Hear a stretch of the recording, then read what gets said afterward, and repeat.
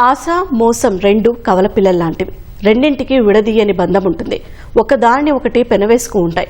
ఎప్పుడైతే ఆశ కాస్త ఆరాట పడుతుందో ఆ వెంటనే మోసం విజృంభిస్తుంది. ఒక మోసం వెనుక ఖచ్చితంగా ఆశ దాగే ఉంటుంది. సరిగ్గా ఇలా ఆశపడే తిరుపతి జిల్లా శ్రీకాళహస్తిలో ఓ మహిళ సొమ్ములు చేజార్చుకుంది.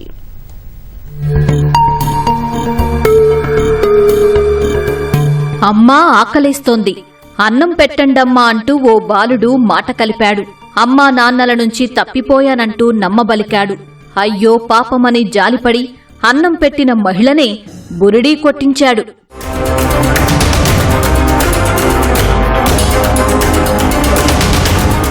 తన వద్ద నోట్ల కట్టలు ఉన్నాయని వాటిని జాగ్రత్తగా చూసుకోలేకపోతున్నానంటూ నాటకమాడిన బాలుడు వాటిని మీ దగ్గర జాగ్రత్తగా ఉంచాలంటూ తిరుపతి జిల్లా శ్రీకాళహస్తిలో ఏఎన్ఎంగా పనిచేస్తున్న మహిళను బ్రతిమలాడాడు. తర్వాత వచ్చి తీసుకుంటానని నమ్మబలికాడు. నోట్ల కట్టలు చూడగానే ఆశపడిన మహిళ అందుకు సరేనని ఒప్పుకుంది.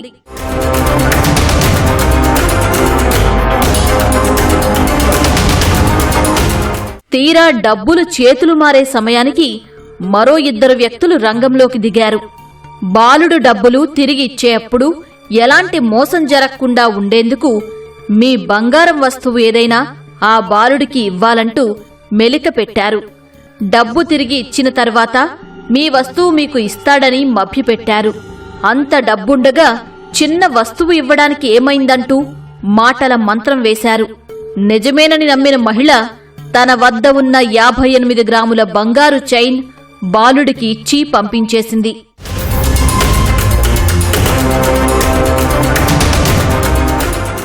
వాళ్లంతా వెళ్లిపోయిన తర్వాత ఇంట్లోకి వెళ్లి డబ్బుల కట్టలు విప్పి చూస్తే అసలు మోసం బయటపడింది. నోట్ల కట్టల్లో పైన కింద 500 రూపాయల నోట్లు పెట్టి మధ్యలో తెల్ల కాగితాలను ఉంచి బురిడీ కొట్టించారు. మోసం గ్రహించిన మహిళ వెంటనే పోలీసులను ఆశ్రయించగా సీసీ కెమెరా దృశ్యాల ఆధారంగా నిందితులను పట్టుకున్నారు.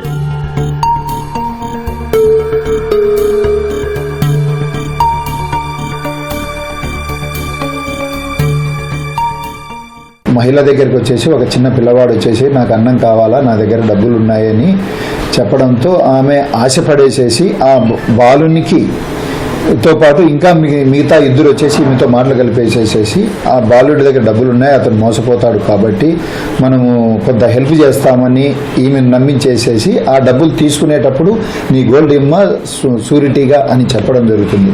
కాబట్టి డబ్బులు ఆశపడేసేసి మహిళలు ఇటువంటి ప్రలోభాలకు గురి కాకుండా ఉండాలని కోరుకుంటున్నాం. కాబట్టి మహిళలు ఎప్పుడూ కూడా తగు జాగ్రత్తలు తీసుకొని మీ విలువైనటువంటి బంగారాన్ని ఎవరికి దోచుకోకుండా తగిన జాగ్రత్తలు తీసుకోవాలని కోరుకుంటున్నాం. అహ్మదాబాద్కు చెందిన కిషన్, ఢిల్లీకి చెందిన శ్యామ్, తెలంగాణలోని మేడ్చల్కు చెందిన ఓ బాలుడు పుణ్యక్షేత్రాల్లో ఒంటరి మహిళలే లక్ష్యంగా ఈ తరహా దోపిడీలకు పాల్పడుతున్నట్లు పోలీసులు గుర్తించారు. ఈ ముఠా తెలంగాణలో 7 చోట్ల, కడప జిల్లాలో మరో 2 చోట్ల ఇదే విధంగా మోసాలకు పాల్పడ్డారు. ముఖ్యంగా పుణ్యక్షేత్రాల్లో ఒంటరి మహిళలకు డబ్బులు ఎరవేసి దోచుకుంటున్నట్లు వెల్లడించారు.